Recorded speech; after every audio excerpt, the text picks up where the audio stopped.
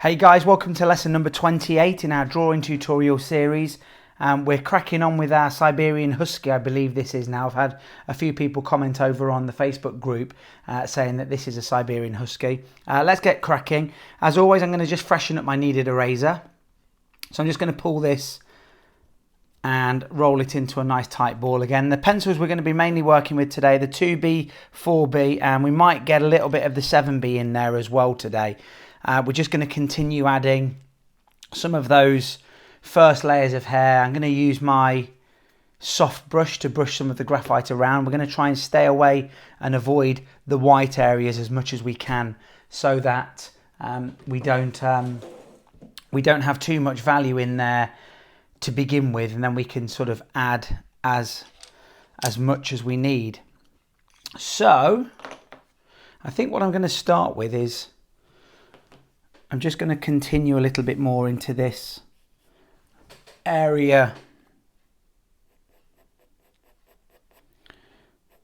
this sort of darkest area here. We can see that from the reference image that the light is coming from this top left angle, the top left corner. So this area of our dog to the right hand side is definitely going to be the darkest area. So I'm just going to add a little bit of value in there, and using my tapered stroke as always,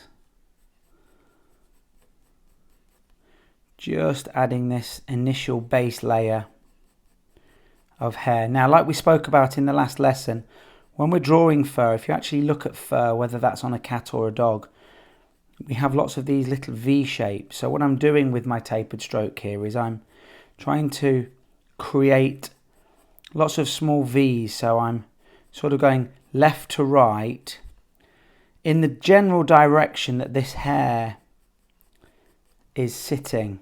Now, when you're drawing hair or fur, it's important that you don't get bogged down with the details and trying to draw every single strand of hair or fur. What we're looking for is a direction, or we're looking for the sort of patterns that the fur are making. So are they laying horizontal as we're looking at it, or vertical, or are they on a slight diagonal?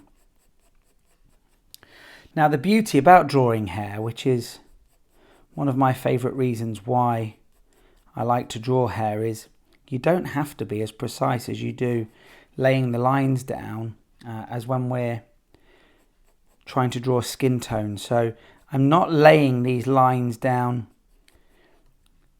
as accurately and as close together as I would do if this was a skin tone that I was looking for.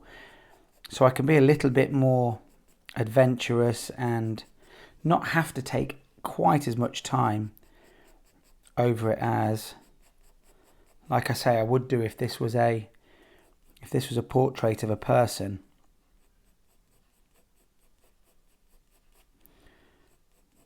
It's really nice to see some of your work over on the group. We're getting close now to 2,500 people in the group, which is fantastic. I mean, it's growing really fast, and it's been fantastic getting to know some of you and looking at some of your work. If you haven't joined the group, if this is one of the first times you've visited my channel, if this is one of the first lessons that you've come across over on YouTube, then I would really suggest to you, firstly, go into the playlist section of my YouTube channel and have a look at Tutorial Tuesdays, Beginner to Pro. There's a playlist on there, and that's got the last 27 lessons. So this is 28, so we're up to 28 now, but it's got all of them in there from lesson 1. Now, I know for some of you it's a completely new way of drawing. I know that some of the methods and the techniques that I'm trying to share with you are completely new. For some of you, it won't be totally new, but I really would suggest going and having a look at certainly the first 3 or 4 lessons. We've got some nice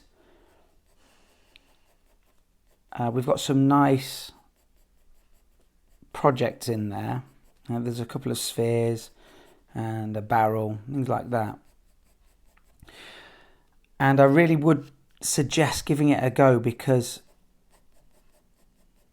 like I say, these are the methods that I, over the last 3 or so years, have sort of picked up. I've paid for classes online. I've spent lots of money on different materials and pencils and things like that, and I just wanted to try and put together a comprehensive package that was allowing people that are just starting out, or have maybe found that they've hit a bit of a rut with their art and lost a little bit of the love for their drawing, just to try and ease you back into it and maybe show you another method or another technique, because it's very easy to get a little bit despondent with what we're doing when we're doing the same thing over and over and over. So go and check those few lessons out to begin with. We've got some lovely projects on there. And then the second thing I would suggest you do is just come and join us on the Facebook group. So if you find Tutorial Tuesdays Beginner to Pro on Facebook, if you go into the search bar at the top of Facebook, request to join, and I will obviously accept that. The group's really coming on. It's a very friendly group. I want you to share your work. I want you to share your progress through the lessons, ask questions, give some advice. I do try and respond to as many questions and as many comments as I can. Obviously, I can't get around to all of them straight away, so sometimes you'll find my responses might be slightly delayed. But just join in, and I know there's a lot of people that are sending me some fantastic comments and feedback and saying what a wonderful group that we are starting to develop, and I would tend to agree. So it's entirely up to you how far down you want to come with this area of fur towards the bottom. We just need enough of it's almost like a frame for the rest of the dog. We need enough there to develop the contrast, because we're not going to leave this area white. If you actually look at your reference image, the white area isn't white, it's a grey. If you were to get your value finder out and have a look at what this area is corresponding to on your value finder, I guarantee you it isn't white. Okay, so I'm going to give this a brush now. So I'm just going to start lightly brushing in some of the value,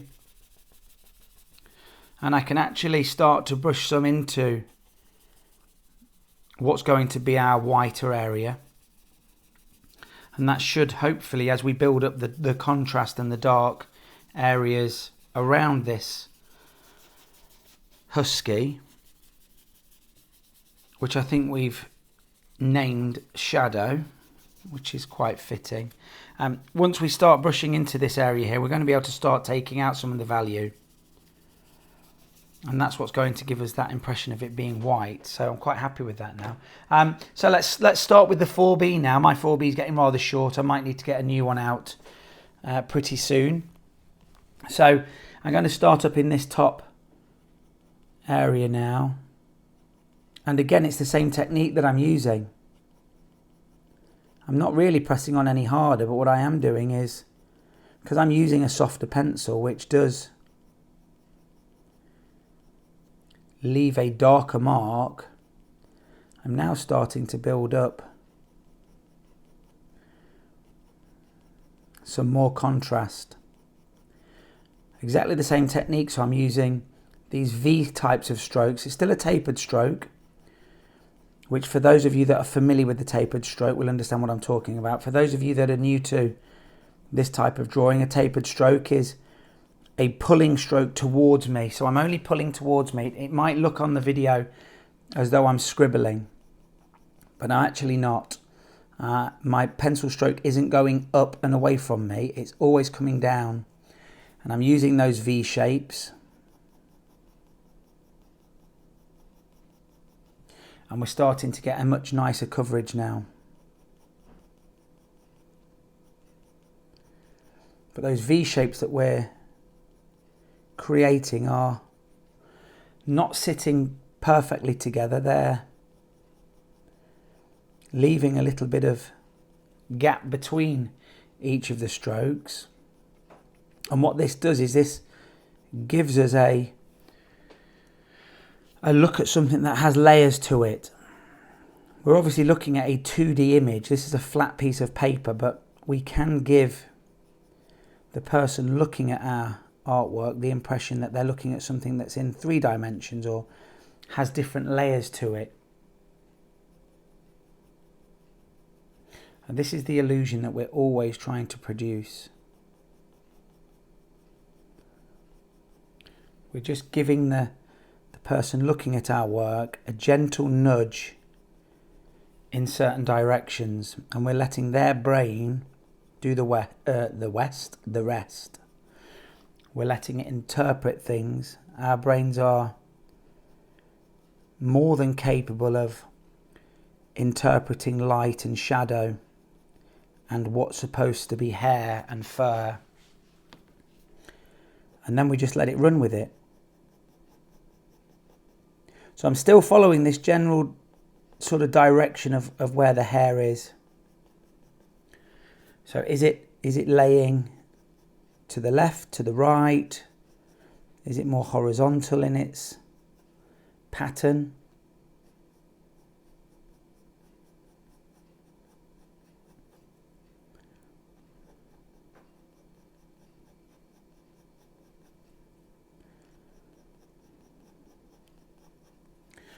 I'm looking whereabouts on this head is the hairs that are shorter, the hairs that are darker, the hairs that are longer. And I'm just trying to get that, I would still say that we're in the initial stages of our drawing here. So again, I'm not too concerned if I haven't got things exactly right. Those finishing touches, those fine details, they come towards the end, and that's when the drawing really starts to come to life. So again, I'm just using this 4B pencil now, and I'm just bringing out some of this darker value around the eye, which is just going to create that shape, that slightly almond looking shape. And I'm laying these strokes down a little bit tighter, almost as though I were laying down a skin tone, because in this area here we can't see those individual hairs and things. So I'm just going to give that a slightly more consistent value.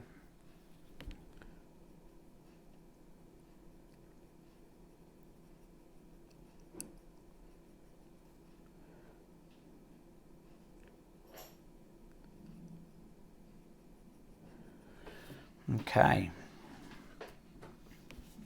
so let's continue on now with this layer of 4B.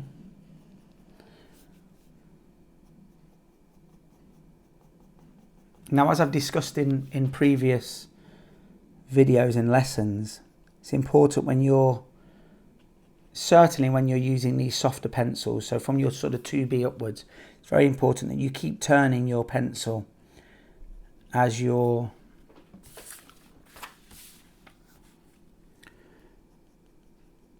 going around the drawing, just to keep it sharp. It almost self-sharpens.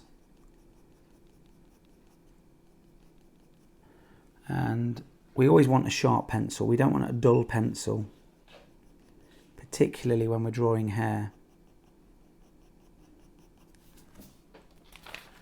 I'm not entirely sure that was the best orientation for you guys to see there. I do mention a lot as well that it's important that you do turn your paper. I possibly don't turn my paper enough when I'm videoing, because I want you guys to get as good a viewing experience as possible. And none of these drawings that I'm doing are commissions, so they're not for anybody. So I'm not too worried if I don't quite get things as I would like. Obviously I'm doing my best, and with each drawing I try and improve in some area or some aspect of it. But if this was a commission and I wasn't filming it, I would certainly be turning my paper more than I am doing now, because as we discussed earlier, with this tapered stroke, because I'm only pulling towards me, I need to be able to move the paper so that it allows me an opportunity to use my best stroke in my most consistent direction.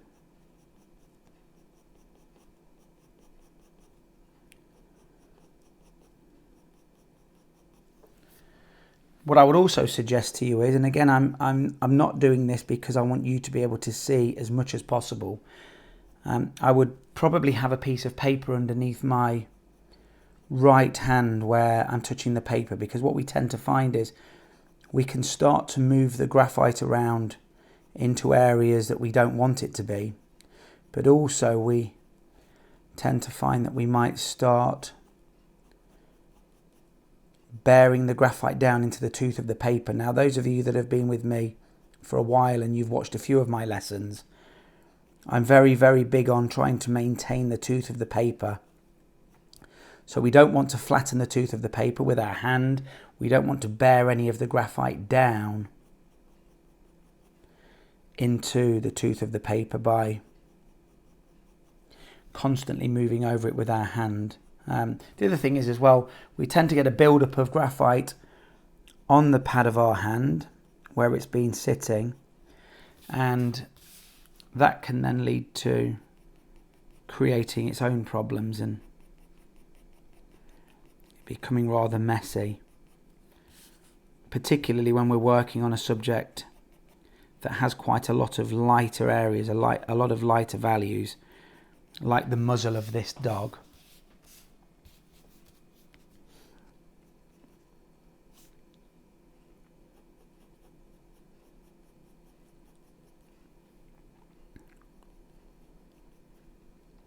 Just working in the darkest areas.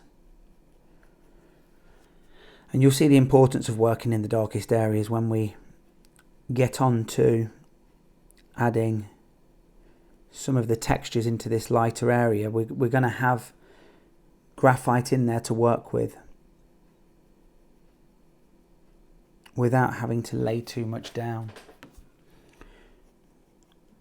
which with this method of drawing, I guess with most methods of drawing, if we're going to do a good job, then it's going to take a fair amount of time. But if we can cut down the workload by not having to add as much value in certain areas as we sometimes would do, then that's a good thing.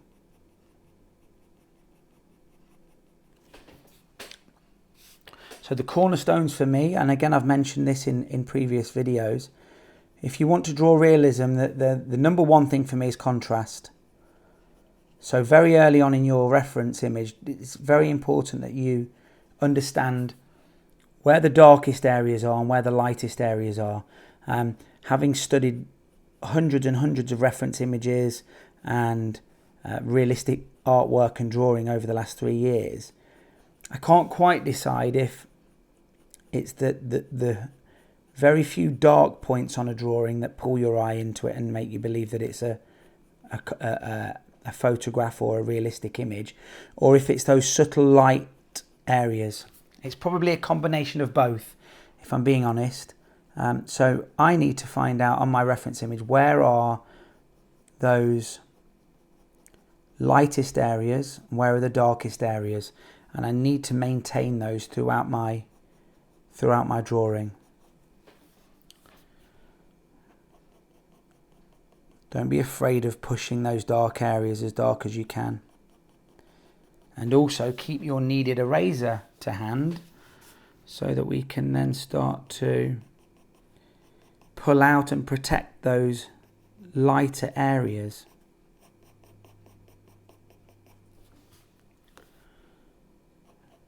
And you'll be very, very thankful that you did both of those things as the drawing goes along, because you'll reach a point in the drawing where you're happy to finish. And I always feel like the finishing line on these drawings comes quite unexpectedly. You'll sit down for a session not really understanding and knowing that this is the last session of a drawing. You'll know that you're nearing the end, but it sometimes comes as a real surprise that, oh, actually I'm quite happy I've finished this now. I've finished lots of drawings at a stage where I wasn't 100% sure that I was going to finish in that session, in that sitting. And as I've said before, you can then spend tons of hours on a piece that you deem as finished, and really just nitpick and finalise. So that there has to become a time in your drawings that you say enough's enough, I'm happy enough with that now, and not overwork the drawing.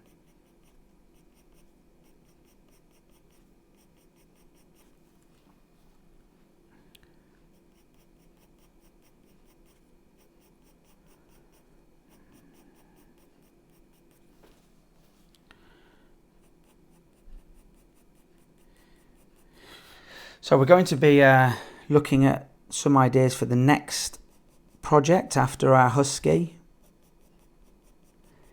I think we may go with the Converse trainer. I found a reference image over on Pixabay. If you've not used Pixabay before, I would really suggest going on there. There's some high resolution, copyright free images on there that you can produce and not worry about copyrights or things like that, which obviously if you're doing commissions and whatnot, then it's something you have to be careful of. But I would really suggest having a look at that. It's an app, I've got it on my phone, but I found an image of a Converse trainer, sort of an old worn Converse trainer. I can't remember if it was one or a pair. And I just thought there was a lot of details in there that we can really sink our teeth into.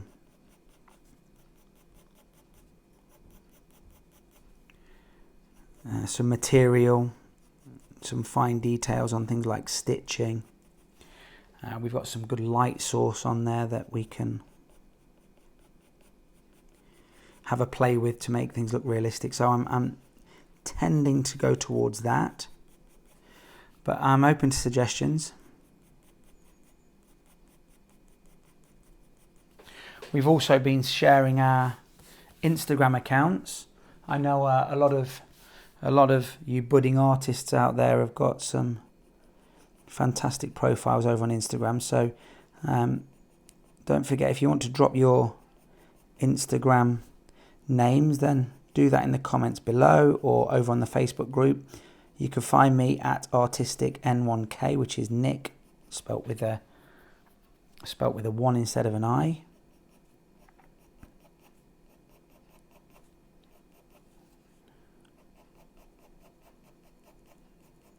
It'd be fantastic to connect with you over on a different platform. I think certainly for people that are wanting to try and get your work out there, Instagram's a fantastic platform for that. There's a lot of great artists on there.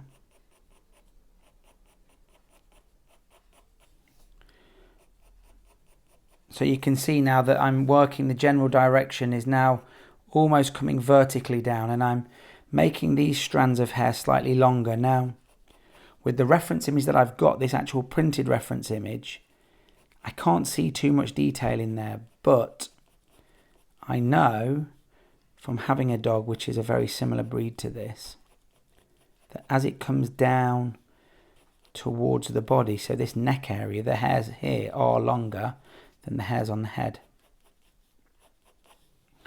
So I'm just going to take that artistic license and just start to throw some of those longer hairs in there.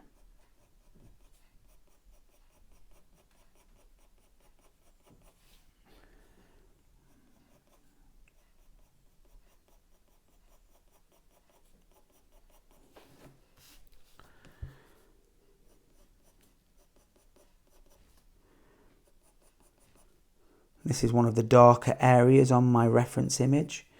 So as the light is hitting from that top left angle,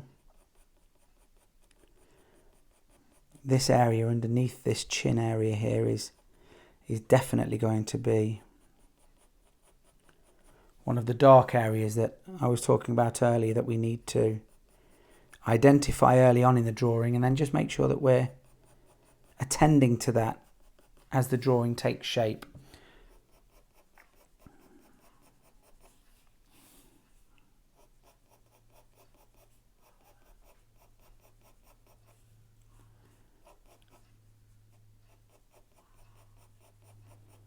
So still creating these V-type shapes,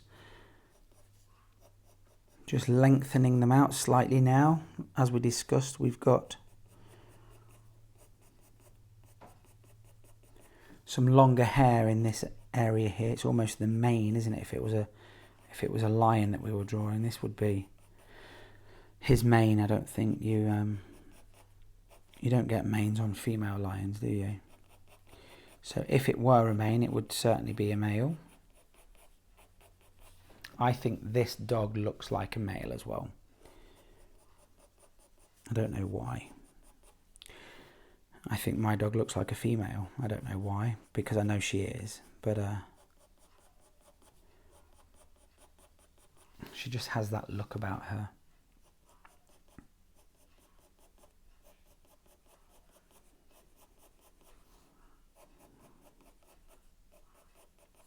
Now it's important that you're not pressing on too hard with these strokes, because we are going to be coming in later on with the Mono Zero eraser and taking some of these, certainly these highlighted areas out, which are going to give us that another layer of detail and realism.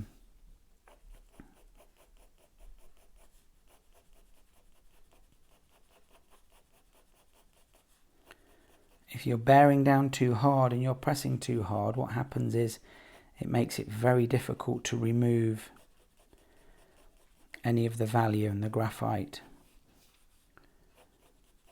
I'm going to leave these fine wiry hairs for towards the end. I don't need to get all of those in. It would make it very difficult for me to remove the value from around the edge of the paper where I don't really want it if I had those in early on.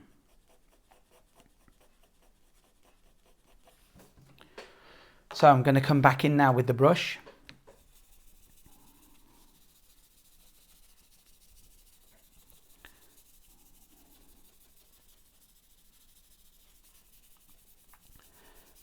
Just moving this around now.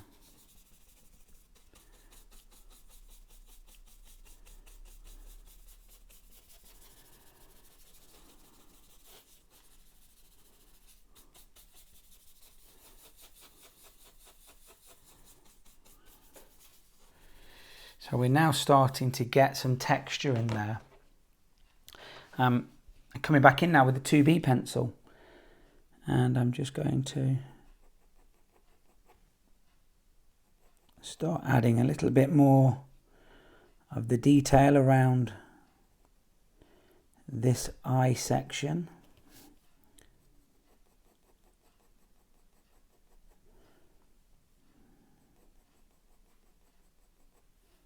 And that's the beauty using this method. It's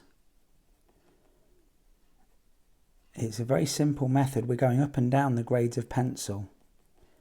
And even though I've got a layer of 4B down there now, I can still add value with the 2B. Or even an HB. I could probably still push some of this value even with the HB pencil.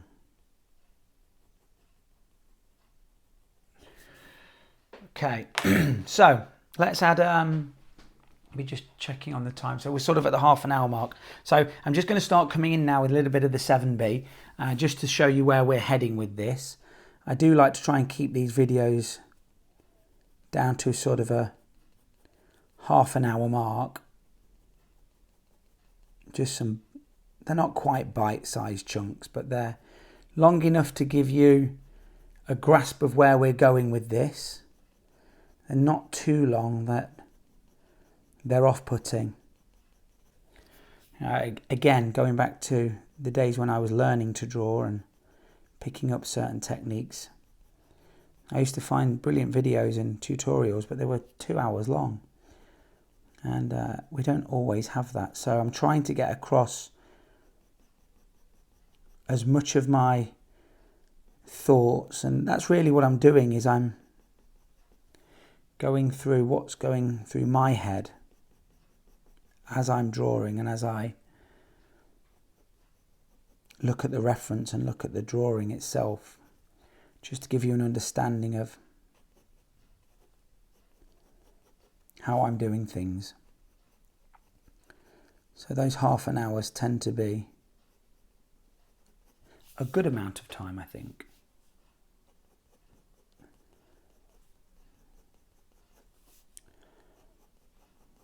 Now it's really important again that we're turning this pencil. We're now using the 7B, which is very soft. So I don't want to be sharpening this too much.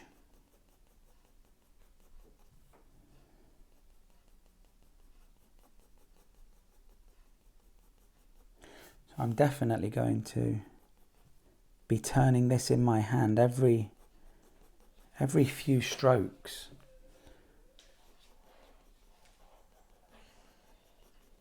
And again, I'm initially looking for those darkest points, even within the dark points.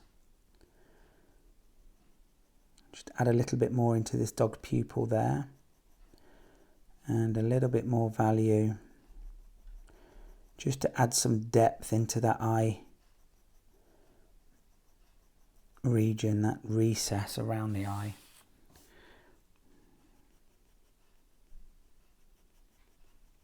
Because again, this is definitely one of the darker areas.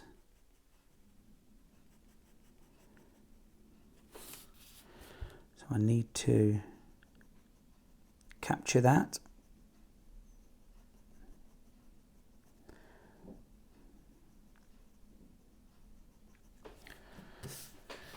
I think we need a little bit in this nostril area.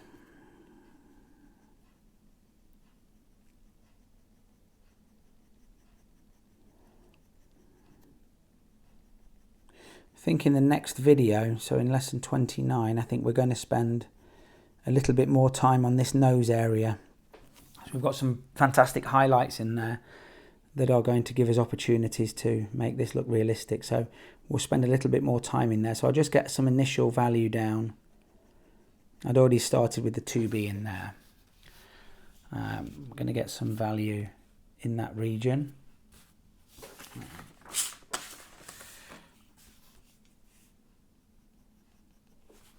Make sure that's all still, yeah, we can still see where we're going.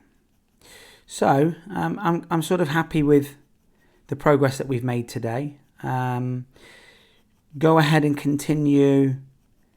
You know, I think you'll be absolutely fine to go ahead and continue adding your 7B or your 4B, whatever you've got to. Just start developing again these darker areas, these darker tones. Not pressing on too hard.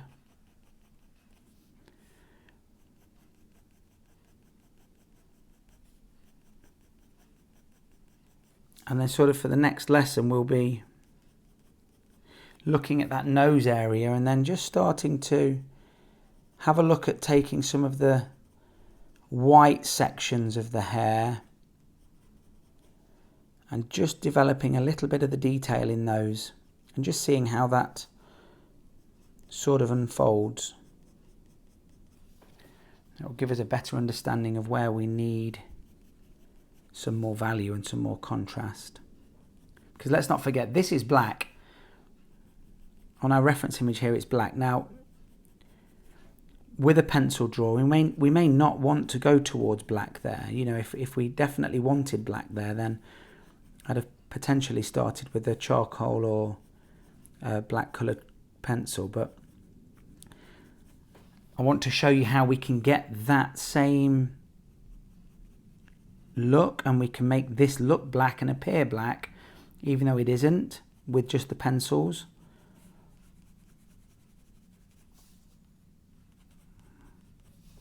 We're not necessarily copying exactly value for value. What we're doing is we're learning how we can make something appear to be black by what we surround it with, and how we can make something appear to be white, again, by what's around the surrounding areas. Like we mentioned earlier on, the muzzle of this dog is not white on our reference image. It appears white, and it's a white muzzle, for all intents and purposes, but it looks white because the surrounding area is so much darker. If we were to take this section out and have a look at it on its own, independently from the surrounding areas, you wouldn't say that it was white.